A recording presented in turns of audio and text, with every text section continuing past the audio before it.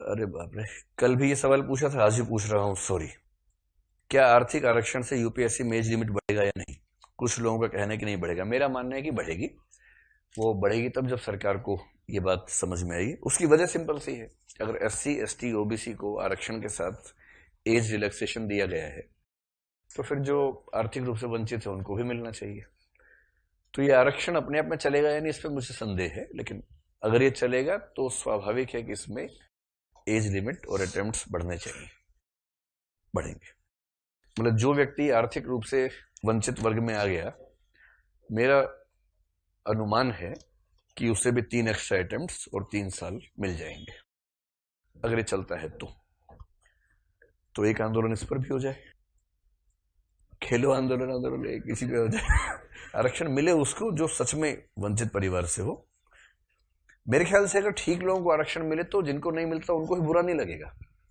बस ये कि उनको मिले जिनको देख के लगता है कि हाँ सच में मिलना चाहिए था। दुख तब होता है जब ऐसे व्यक्ति को मिले जिसके बारे में आप ठोस रूप से जानते हैं कि उसकी स्थिति आपसे बेहतर है, लेकिन उसने उसका फायदा उठाया और जिसको मिलना चाहिए था उसको नहीं मिल पाया, तो दुख उस बात का ज्यादा होता है। मेरे ख्याल आपके साथ भी ऐसा ही होगा, आपको दुख आरक्षण से नहीं होगा, आरक्षण गलत हाथ में चला गया इससे होता होगा। वरना हम सब लोग कॉमन सेंस के लेवल पर इतने संवेदनशील होते हैं कि किसी कमजोर व्यक्ति की मदद राज्य करे तो हम विरोध क्यों करेंगे, कोई भी क्यों करेगा। तो एक तर्क है आरक्षण के समर्थकों का, केवल इसलिए बता रहा हूं कि आपकी चर्चाओं में शामिल होना चाहिए, क्योंकि आरक्षण को लेकर चर्चाएं जो होती है ना, उसमें आरक्षण के समर्थक सारे वो हैं जिनको मिल रहा है और विरोधी वो सारे जिनको नहीं मिल रहा है। तो मेरा ख्याल है कि चिंतन करते हुए इस बात से तटस्थ हो जाना चाहिए कि आप लाभार्थी हैं या मतलब आपको लाभ नहीं मिल रहा है, इससे तटस्थ होकर विचार करना चाहिए। तो एक अम्बेडकरवादी विचारक है, उनसे मेरी बात चल रही थी एक बार, उन्होंने बड़ा अच्छा तर्क दिया जो मैंने कभी सोचा नहीं था उस तरह से। उसके बाद से मैंने स्टूडेंट्स को बताना शुरू किया। तो मैंने उनसे पूछा कि आरक्षण कितने समय तक आप चाहते हैं, कोई लिमिट तो होनी चाहिए ना इसकी, और कितना, आखिर कितना आरक्षण हो। तो उनका जवाब था कि 3-4 हजार साल तक भारतीय इतिहास में ज्ञान विज्ञान पढ़ाई लिखाई के सारे पद केवल ब्राह्मणों के लिए आरक्षित थे, 100%। बिजनेस की सारी वैकेंसीज केवल वैश्य समुदाय के लिए आरक्षित थी, 100%। 90 नहीं, 80 नहीं, 50 नहीं, 49 नहीं।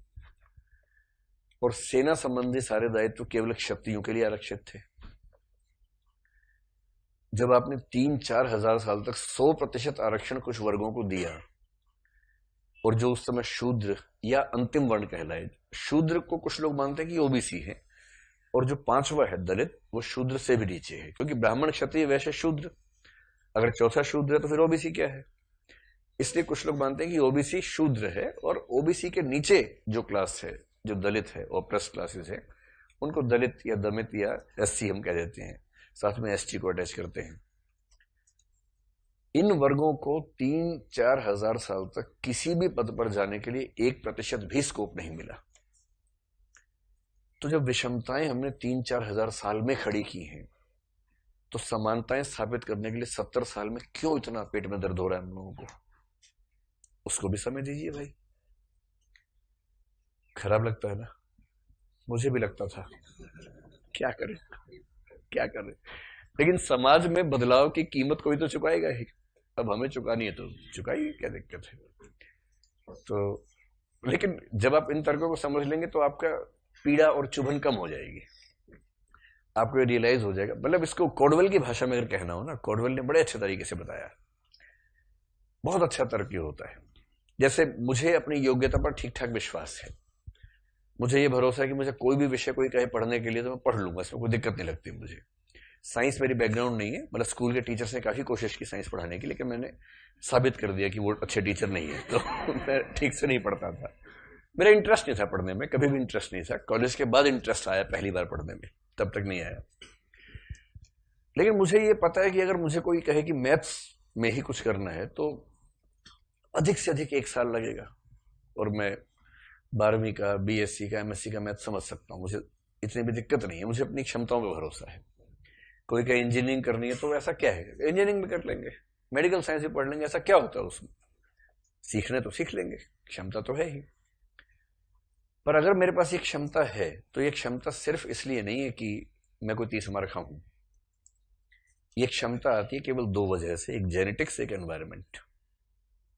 जेनेटिक्स पर तो मेरा कोई बस नहीं है। मैं बुद्धिमान हूं क्योंकि मेरे माता पिता बुद्धिमान थे। वो क्यों बुद्धिमान थे? क्योंकि उनके माता पिता थे। और हर पीढ़ी में उनकी बुद्धिमत्ता को विकसित होने की परिस्थितियां मिलती रही, तो बुद्धिमत्ता बढ़ती गई, बढ़ती गई, बढ़ती गई। तो मेरी बुद्धिमत्ता में पिछले 3000 साल की विशेष सुविधाओं के फायदे शामिल हैं। और यदि मैं किसी SC, ST, OBC या अमेरिका में किसी ब्लैक के बारे में कहूं, एक नोबेल प्राइज विनर ने परसों बेवकूफाना बात कह दी कि ब्लैक लोगों का IQ कम है और जेनेटिक्स से तय होता है। खूब डिबेट है इस बात पर। अगर आपको सच में लगता हो कि SC, ST या महिलाओं का IQ, एवरेज IQ पुरुषों से कम है, यह बात सही हो सकती है। अगर आप टेस्ट लेंगे एवरेज तो हो सकता है कि IQ कम निकले, ये हो सकता है। पर उसकी वजह असली ये है कि जितने 3000 साल में हमारी IQ के बढ़ने के जेनेटिक और एनवायरमेंटल फैक्टर्स जुड़ते गए, उनके उस पूरे समय में फैक्टर्स कम होते गए। इसलिए अगर आज कोई व्यक्ति मेरी तुलना में बुद्धिमान कम है तो उसकी कम बुद्धिमानी का जिम्मेदार कहीं ना कहीं मेरा ज्यादा बुद्धिमान होना भी है, क्योंकि रिसोर्सेस जो उसके थे वो मुझे मिले, जिससे मेरी बुद्धिमत्ता बढ़ती गई, पीढ़ी दर पीढ़ी उसकी कम होती गई। जब आप इस लेवल पर समझेंगे तो आपको आरक्षण देते हुए बुरा नहीं लगेगा। अभी तो लग रहा होगा कोई बात नहीं, धीरे धीरे ठीक हो जाता है। जख्म कितना भी गहरा हो धीरे धीरे भर ही जाता है। चलिए, हाँ।